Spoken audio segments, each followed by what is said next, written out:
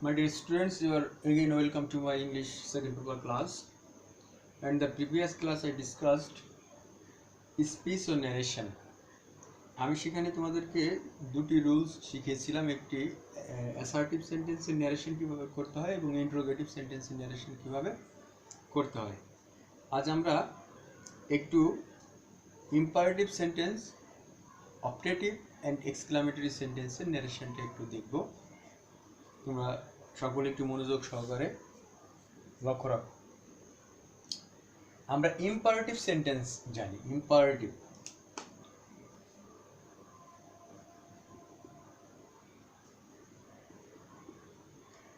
Imperative sentence হলো যে সেন্টেন্সের মাধ্যমে আদেশ, অনুরোধ, উপদেশ, নিষেধ এবং প্রস্তাব, অর্থাৎ আদেশ, অনুরোধ, উপদেশ, নিষেধ এবং প্রস্তাব। এখন তাহলে যে সেন্টেন্সের মাধ্যমে আদেশ, অনুরোধ, উপদেশ, নিষেধ এবং প্রস্তাব প্রকাশিত হয় এই ধরনের সেন্টেন্সকে ইম্পারেটিভ সেন্টেন্স বলে। এখন ইম্পারেটিভ সেন্টেন্সে থাকে কি আমরা যখন সেন্টেন্স ভেদে আমি কখন অর্ডার্ড ব্যবহার করব, কখন আমি অ্যাডভাইসড ব্যবহার করব, কখন আমি রিকোয়েস্ট ব্যবহার করব, কখন আমি ফরবিড ব্যবহার করব এবং কখন আমি প্রপোজড ব্যবহার করব, এটা আমাকে সেন্টেন্স দেখে তারপর আমাকে লিখতে হবে। তাহলে চলো আমরা একটু এক্সাম্পল দিয়ে আসি। দেখো,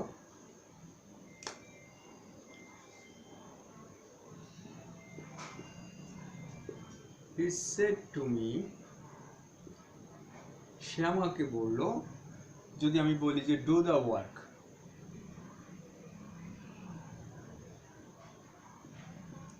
তাহলে আমাকে লক্ষ্য রাখতে হবে কোন অংশটা, রিপোর্টেড স্পিচ, এই অংশটা। যেমন ডু দ্য ওয়ার্ক, কাজটি করো, তাহলে এটা হলো অর্ডার। এটা কিন্তু অ্যাডভাইস না, রিকোয়েস্টও না, আবার নিষেধও না, আবার কোনো প্রপোজ, মানে এখানে কোনো প্রপোজালও দেওয়া হয়নি, অর্থাৎ এটা প্রপোজড হবে না। তাহলে কি হবে? অর্ডার হবে। তাহলে এখানে আমরা ইম্পারেটিভ সেন্টেন্সের ক্ষেত্রে সেড বা সেড টু এর পরিবর্তে আমরা কি লিখবো? এখানে অর্ডার্ড। তাহলে হি অর্ডার্ড মি। এখন এখানে কমা এবং ইনভার্টেড কমা উঠে যে টু হবে। আমরা দেখেছিলাম অ্যাসার্টিভ সেন্টেন্সে কমা এবং ইনভার্টেড কমা উঠে যে কি বসছিল? দ্যাট বসছিল। ইন্টারোগেটিভের ক্ষেত্রে দেখেছিলাম ইফ বসছিল অথবা ডব্লিউএস কোশ্চেন হয়েছিল। কিন্তু ইম্পারেটিভের ক্ষেত্রে আমরা দেখব যে ইম্পারেটিভের ক্ষেত্রে আমাদের কমা এবং ইনভার্টেড কমা উঠে যে টু বসবে। তাহলে টুটা এখানে আমরা লিখে দিলাম। এরপরে মূল ভার্ব থেকে শুরু করে বাকি অংশটা হবে। তাহলে এখানে মূল ভার্ব হলো do, to do the work. তাহলে he ordered me to do the work.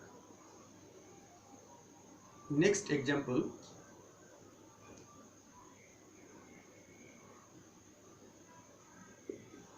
he said,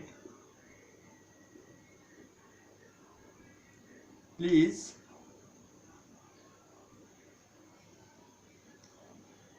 help me, আমাকে সাহায্য করো। এই যে প্লিজ আছে, প্লিজের জন্য আমরা কি ব্যবহার করব? রিকোয়েস্টেড। তাহলে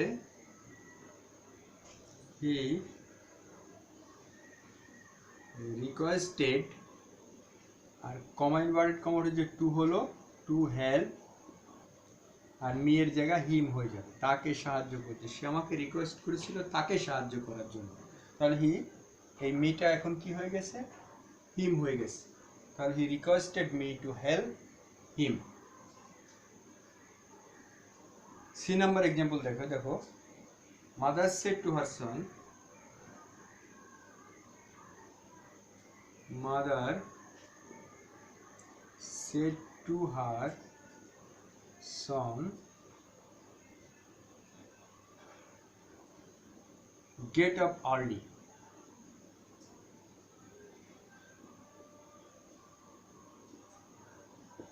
এই সেন্টেন্সটিতে দেখো অ্যাডভাইস বুঝিয়েছে যে মাতার ছেলেকে তাড়াতাড়ি জাগতে বলছে, মানে এটা অ্যাডভাইস দিয়েছে। তাহলে মাদার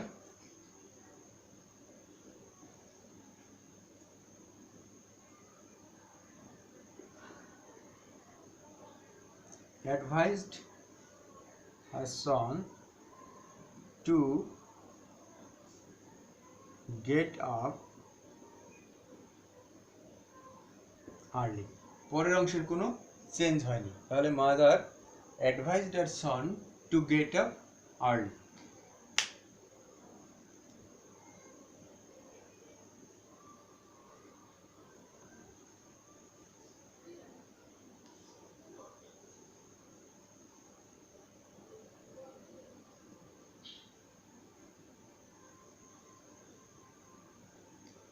এবার আমরা একটু দেখি যদি প্রস্তাব বোঝায় তাহলে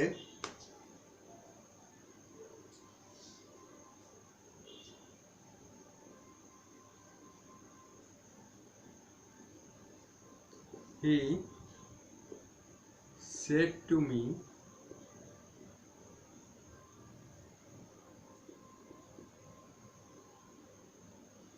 let us go out for a walk। এইখানে একটি জিনিস একটু মনে রাখতে হবে, এখানে একটু ব্যতিক্রম আছে, অবশ্যই এটা ব্যতিক্রম। যদি লেটস অথবা লেটাস দিয়ে সেন্টেন্সটি শুরু হয় তাহলে তোমাকে প্রপোজড ব্যবহার করতে হবে। আমরা প্রপোজড ব্যবহার করে আসি, দেখো হি প্রপোজড মি, এবং এই প্রপোজড যখন ব্যবহার করব তখন কমা ইনভার্টেড কমা উঠে যে এখানে দ্যাট হবে, নট টু, দ্যাট হবে। তাহলে আমরা এখানে দ্যাট ব্যবহার করলাম, তাহলে he proposed me that, let us আছে, তাহলে উই এবং এখানে শুড হবে, সাবজেক্টের পরে শুড হবে। এখানে যেহেতু আস আছে, আচের জন্য এখানে উই হয়েছে, তো উই শুড, আর বাকি অংশটা ভার্ব থেকে শুরু করে যেভাবে আছে লিখে দিবে, go out for a walk. তাহলে আমরা দেখলাম কি, যদি আমাদের লেটস অথবা লেটাস থাকে অর্থাৎ প্রস্তাব থাকে তাহলে এখানে প্রপোজড হবে এবং কমা ইনভার্টেড কমা উঠে যে দ্যাট হবে। এরপরে এখানে দেখতে হবে লেটস থাকলে এখানে আস আছে, আস মানে উই, সাবজেক্ট উই হয়ে গেছে এখানে। এরপরে অবশ্যই শুড আসবে, শুড, এবারে মূল ভার্ব থেকে শুরু করে যে অংশটা আছে সেই অংশটা এখানে হয়ে যাবে। এটা একটু ব্যতিক্রম ইম্পারেটিভ সেন্টেন্সের ক্ষেত্রে। তাহলে আমরা দেখলাম যে ইম্পারেটিভ সেন্টেন্সের নারেশনটা কিভাবে হয়। এবার আমরা একটু অপটেটিভ দেখব। Optative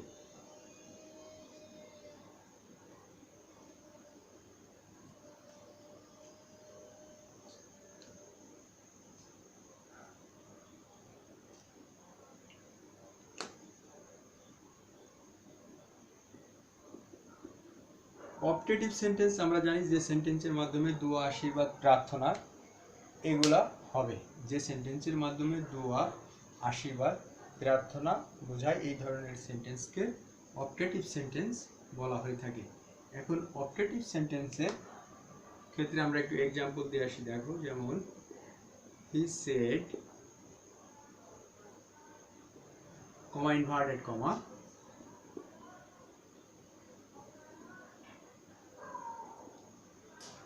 May Allah bless you, Allah তোমার মঙ্গল করুন। তাহলে এখানে সেড এর পরিবর্তে উইশড অথবা প্রেইড হবে, উইশড অথবা প্রেইড। তাহলে হি উইশড এবং কমা ইনভার্টেড কমা উঠে যে হবে দ্যাট, তাহলে হি উইশড দ্যাট, এখানে সাবজেক্ট হলো আল্লাহ, সাবজেক্ট কি আসবে, তাহলে হি উইশড দ্যাট আল্লাহ। এখন মে এর পাস্ট ফর্ম কি, মাইট, মাইট ব্লেস মি। তাহলে he said may Allah bless you, তাহলে he wished that Allah might bless me. তাহলে এটা হলো অপটেটিভ সেন্টেন্স। এবার আমরা একটু দেখব এক্সক্লামেটরি সেন্টেন্স কিভাবে হয়।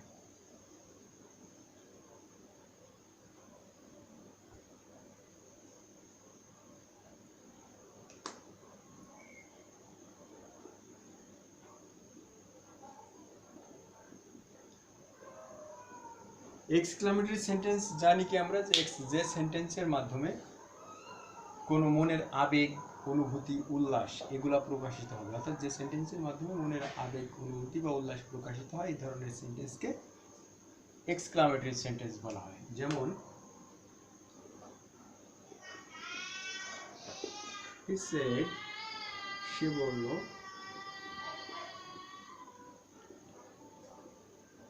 how fine the bird is। তাহলে এটা দেখো, এটা এক্সক্লামেটরি সেন্টেন্স। এখন এক্সক্লামেটরি সেন্টেন্সটিকে আমরা যদি এর ন্যারেশন করতে চাই তাহলে আমাদেরকে মনে রাখতে হবে এই সেডের পরিবর্তে exclaimed with joy, wonder or sorrow. Exclaimed with জয়ও হতে পারে, ওন্ডারও হতে পারে, অথবা সরোও হতে পারে। এখন সেন্টেন্স ভেদে হবে। এখন সেন্টেন্স ভেদে হলে যেমন এখানে how fine the bird is, এখানে সেটা আশ্চর্য হয়েছে, তাহলে এক্সক্লেমড উইথ ওন্ডার, তাহলে হি exclaimed with wonder, এবং এখানে কমা ইনভার্টেড কমা উঠে যে দ্যাট হবে এটাই। তাহলে আমরা দেখলাম যে দ্যাট কয়টি সেন্টেন্স হয়? 3টি সেন্টেন্স, একটি অ্যাসার্টিভ, একটি অপটেটিভ এবং একটি এক্সক্লামেটরি। সেন্টেন্সে কমা ইনভার্টেড কমা উঠে যে দ্যাট বলবে। এরপরে যে এক্সক্লামেটরি যে সেন্টেন্সটি থাকবে এই সেন্টেন্সটিকে আমরা কি করব? অ্যাসার্টিভে রূপান্তর করব, অ্যাসার্টিভে। অর্থাৎ অ্যাসার্টিভ সেন্টেন্স করতে হলে আগে সাবজেক্ট আসবে, তারপরে ভার্ব, তারপরে এখানে একটা অ্যাসার্টিভ সেন্টেন্সে অবশ্যই ভেরি আসবে, ভেরি অথবা গ্রেট একটি শব্দ আসবে সাবজেক্ট ভার্বের পরে। তাহলে দেখো হি এক্সক্লেমড উইথ ওন্ডার দ্যাট, এখানে সাবজেক্ট হলো দ্য বার্ড। এখন এখানে ভার্ব হলো ভার্ব হলো ইজ, ইজটা এখন পাস্ট টেন্সে ওয়াজ হয়ে যাবে। তাহলে দ্য বার্ড ওয়াজ, এখন একটা অতিরিক্ত শব্দ আসবে কি? ভেরি, ভেরি, আর এখানে ফাইন। তাহলে he exclaimed with wonder that the bird was very fine. আমরা যদি আরেকটি এক্সাম্পল দিই, দেখো যেমন বি নাম্বার এক্সাম্পলে যদি আমরা বলি, he said,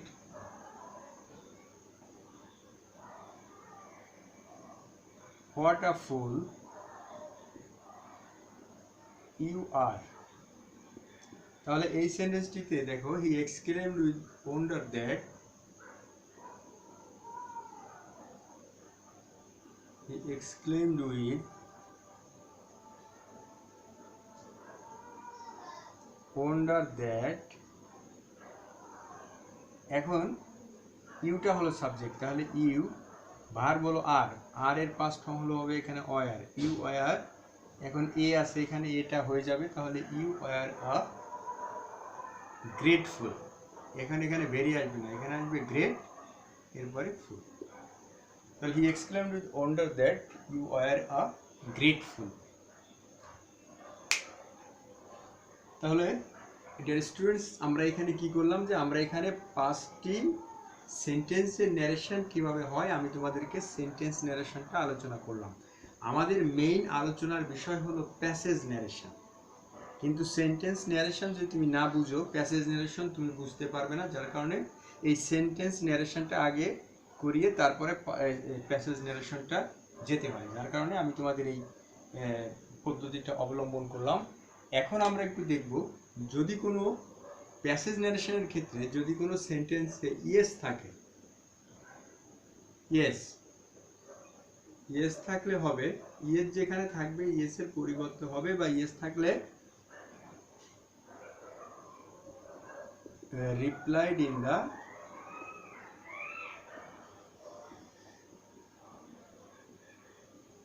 অ্যাফার্মেটিভ। যদি নো থাকে, নো, নো থাকলে রিপ্লাইড ইন দ্য নেগেটিভ, এবং স্যার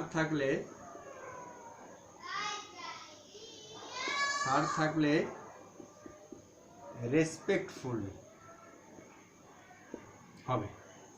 এখন কোন কোন সেন্টেন্সে তুমি দেখবে যে স্যারও আছে আবার ইয়েসও আছে, অর্থাৎ যেমন ইয়েস স্যার অথবা নো স্যার, এই ধরনের ক্ষেত্রে। এখন এই ধরনের ক্ষেত্রে যদি নো স্যার থাকে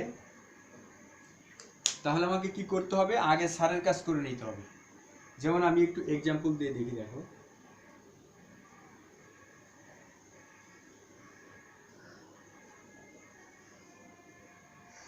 আমি একটি ন্যারেশন তোমাদের একটু দেখি, 2 লাইনের একটি ন্যারেশন একটু তোমাদেরকে একটু করিয়ে দিয়ে দিলাম। দেখো, হি সেড টু মি, সে আমাকে বললো,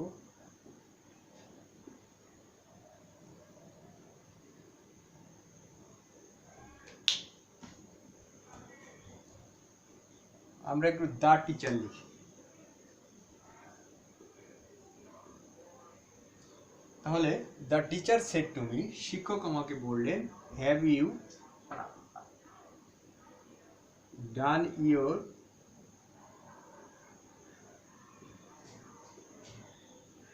হোমওয়ার্ক, তুমি কি তোমার হোমওয়ার্ক করেছো?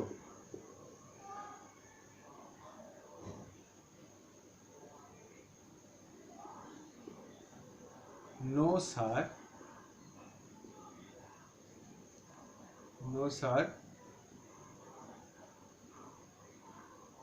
I have not done it.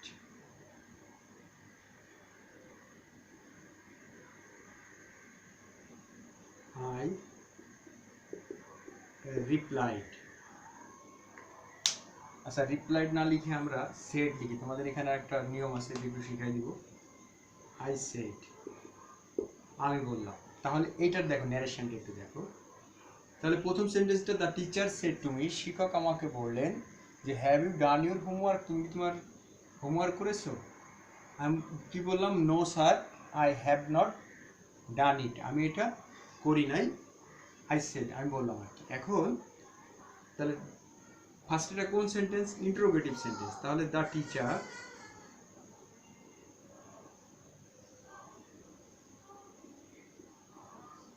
Asked me, শিক্ষক আমাকে বললেন। এখন এটি ইয়েস নো কোশ্চেন, অর্থাৎ অক্সিলারি ভার্ব দিয়ে শুরু হয়েছে, যার কারণে কমা ইনভার্টেড কমা কি হবে? ইফ। ইফ, এখন এটা সেকেন্ড পারসন, তাহলে অবজেক্ট অনুযায়ী পরিবর্তিত হবে রিপোর্টিং ভার্বের, তাহলে আই হবে। তাহলে ইফ আই, হ্যাভ এর পাস্ট ফর্ম হলো had. If I had done, your থাকলে এখানে মাই হবে। If I had done my homework, আমি আমার হোমওয়ার্ক করেছি কিনা। এখন এখানে দেখো, এরপর বলছি যে নো স্যার, তাহলে এটা কে বলেছে? এটা আমি বলেছি। এখন যখন তোমাকে প্রশ্ন করা হবে তখন তুমি অবশ্যই রিপ্লাইড লিখতে হবে, উত্তর করা। তাহলে আই, এখানে দেখো, এখানে রিপোর্টেড স্পিচটা আগে আছে, রিপোর্টিং ভার্বটা পরে আছে। আমি কিন্তু বলেছি যে রিপোর্টিং ভার্ব যেখানেই থাকুক না কেন, রিপোর্টিং ভার্বের কাজটা আগে করে নিতে হবে, সেটা আগে থাকুক আর পরে থাকুক।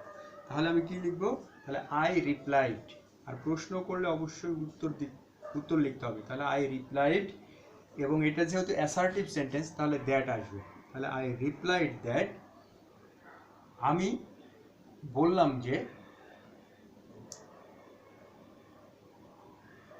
সরি, এখানে হবে আই, স্যারের কাজ এখানে আগে করে নিতে হবে। স্যারের কাজ আগে করে নিতে হলে আই রেসপেক্টফুলি হবে আগে। আই রেসপেক্টফুলি, এরপরে আসবে replied. I respectfully replied in the negative. যদি থাকতো যে নো স্যার, তারপরে আই সেড, এখানে যদি ইনভার্টেড কমাটা শেষ হয়ে যেত, এখানে যদি এমন থাকতো যে নো স্যার আই সেড, তাহলে কিন্তু এখানেই সেন্টেন্সটি শেষ হয়ে যেত। কিন্তু যেহেতু সে বলছে যে no sir I have not done it, সুতরাং এখানে লিখতে হবে respectfully, I respectfully replied in the negative and said that. And said that এখানে লিখতে হবে, কারণ এখানে ইয়েস নো স্যারের পরে আরও বক্তব্যটা শেষ হয়নি, আরও আছে, যার কারণে এখানে অ্যান্ড সেড দ্যাট। এবং আরও বললাম যে যেহেতু এই দ্যাটটা আসলো কেন, অ্যান্ড সেড দ্যাট অ্যাসার্টিভ সেন্টেন্সের কারণে, and I said that and I said that I respectfully replied in the negative and said that I had not done